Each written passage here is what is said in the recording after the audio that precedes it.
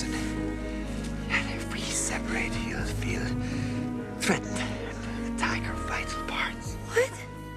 Plavi plamen. Psi lutalice jure ulicama.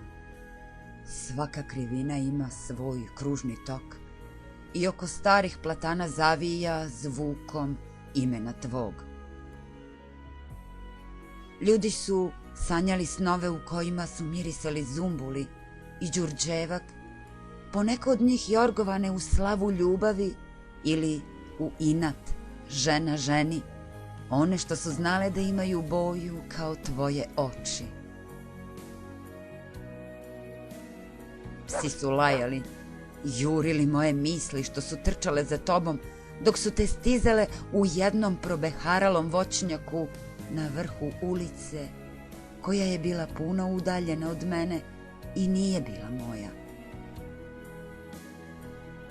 Jedino si se pred pogledom dvije mlade breze stidio sebe i mene je odustajao od njih jureći za mojim usnama koje su te podsjećale na zujanje pčele i njen med i poljupcem koji se nije dogodio, a ljubili smo se svaki put kad su nam se uprkos svim zabranama mjeseca i sunca sretale misli na raskrsini vizije, a sjene nas naše opominjale da ne pretjeramo sa crnim vinom, da ga mjerimo gutljajima koje niz usne slivamo, a ne peharima.